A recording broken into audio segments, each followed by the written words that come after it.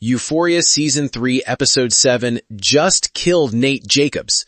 And somehow, that still is not the most terrifying thing about the episode. Because yes, Nate is dead, but the real horror is what his death leaves behind. Cassie is shattered, Rue is completely trapped, Maddie is now tied to Alamo in a way she may never escape, and with only one episode left, it honestly feels like almost nobody is getting out of this season clean. Hey, what's up everyone? Come back to Breakdown Epic. Just to let you know, this video will contain spoilers. Now, this was easily one of the most consequential episodes of the entire season, and in my opinion, probably the strongest one so far.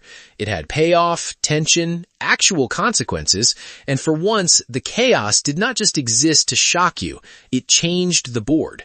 Nate's story is over, Rue's situation is somehow worse than ever, Cassie is finally being forced to confront what she really wanted, and Ollie's material gave the whole episode a heavier emotional frame that made everything else hit harder. So let's break the whole thing down.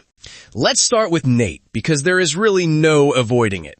They killed him. And honestly, once you step back and look at the season, the show had been walking him toward this for a while. His life was collapsing from every angle. Debt, desperation, ego, failed control, fractured relationships, all of it was stacking up. Nate kept acting like he could still hold the center of his world together, but episode 7 finally proves that he was never actually in control. He was just delaying the consequences. What makes his death work is how cruelly ironic it is. He gets buried alive as leverage, trapped in darkness, reduced to waiting and fear. And then the very thing meant to keep him alive becomes the path to his death. The breathing hole turns into an opening for the snake. That is brutal writing because it says everything about Nate's arc in one image. Every system he tried to manipulate eventually became the thing that destroyed him. And I actually think the snake matters symbolically too. This season has been full of signs, belief, and this weird spiritual dread hanging over everything, especially around Rue. So Nate dying from a snake in that moment feels almost biblical in a twisted way. Temptation, punishment, venom, consequence. The show is not subtle about it, and honestly, it does not need to be. In my opinion, Nate's death lands because it's not just a shock moment. It is the logical ending of a man who kept treating everyone around him as tools until eventually he ran out of people willing or able to save him. But the thing that makes his death even heavier is Cassie, because by the time they pull him back out, she is no longer chasing followers or fantasy or fame in the same way. In that moment, she was just screaming for the man she loved. That is what makes her storyline so tragic here.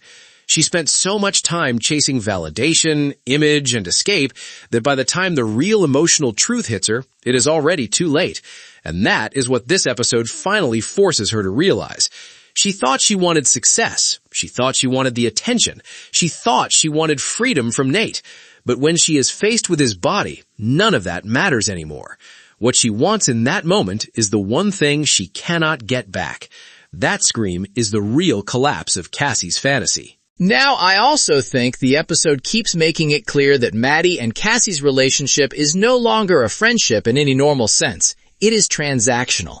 Maddie sees her as a money machine, an asset, a source of future earnings, and the way Nas uses Cassie as leverage just reinforces that point.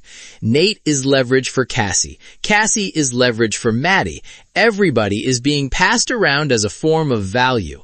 That is what makes this episode feel so ugly underneath all the glossy Euphoria presentation. Nobody gets to just be a person anymore. Everyone is becoming a function of someone else's survival strategy. Now let's talk about Rue, because wow, her situation is absolutely terrifying now. What this episode does really well is show how every path she chose in order to build a better future is now folding back on her. She is with the DEA. She is tied to Alamo. She is trying to navigate Lori. She is lying to different people for different reasons, and now the whole thing is collapsing inward. Allie's opening monologue matters a lot here because it sets the emotional frame for Rue's arc. He talks about redemption, forgiveness, and the names people carry in their own book of death, and the implication is obvious. Every choice costs someone. And the more people you claim to care about, the more destruction you are capable of spreading when you spiral. Rue spends this whole episode walking that edge. She has the chance to stay with Allie, stay safe, maybe even choose a different path, but she does not. She goes back. She keeps pushing deeper because some part of her still believes she can control this mess if she just moves fast enough. But that is the tragedy of Rue this season. She is trying to change her life using the exact same mindset that ruined it. And then she makes one of the worst mistakes possible. She tells Lexi about the DEA. Even if it comes out in frustration, even if she did not think it would travel, it does. Lexi tells Maddie, Maddie tells Malum, and suddenly the one thing Rue needed to keep buried is now floating around in the worst possible room. That is such a good example of why this episode works. Nobody makes one giant dramatic betrayal decision. They just speak carelessly, trust the wrong person, or act emotionally for 1 second too long, and the consequences are catastrophic. Then the safe reveal happens, and I think this is one of the darkest moments in the whole episode. Rue and Faye open it, expecting money. They find IDs. That changes everything, because suddenly the implication becomes much more horrifying than a simple cash robbery. These girls are not just workers in a dangerous ecosystem. They are assets tied to identity, control, disappearance. Those IDs suggest trafficking, disposal, silence, ownership, all the ugliest possibilities at once. And when Rue realizes that, the world she is in becomes even more sinister than it already looked. That is why Faye's screaming at the end feels so devastating. Rue thought she had one ally, one break, one way forward. Instead, she gets sold out again, and the trap closes tighter. In my opinion, Rue's arc is now the most dangerous in the entire show. She has Lori behind her, Alamo watching her, and now her cover with the DEA is damaged. There is almost no clean way out anymore.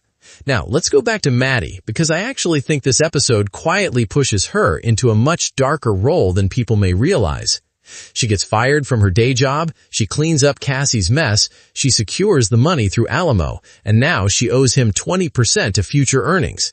That is huge. It means she has now stepped fully into his world, whether she admits it or not.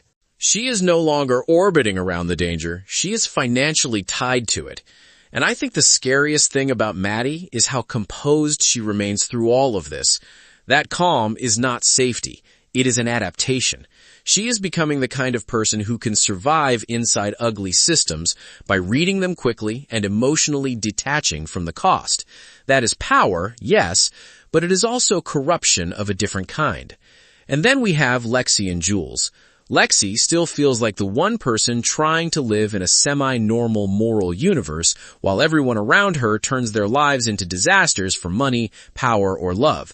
But even she slips here. Passing on what Rue said to Maddie may not have been malicious, but it was careless, and that carelessness has consequences. That is what this episode understands so well. Nobody gets to stay innocent just because they did not intend the worst outcome. Jules, on the other hand, still feels strangely absent from the season's emotional center. The ideas around her are interesting, but the show still is not giving them enough weight. I do not dislike what the story is trying to do with her. I just think it is underfed compared to everything else. So overall, I thought this episode absolutely delivered. The extended runtime helped. Ollie's material gave it emotional weight. Nate's death was bold and genuinely effective. Rue's storyline became even more tense and tragic. Cassie finally had to face what fame and freedom actually cost her, and Maddie is now standing in a world that may eat her alive if she is not careful. The season started messy, but I have to admit it has gotten much stronger as it has gone on. The stories have become heavier, more connected, and way more consequential. And with only one episode left, I honestly have no idea how Rue gets out of this alive.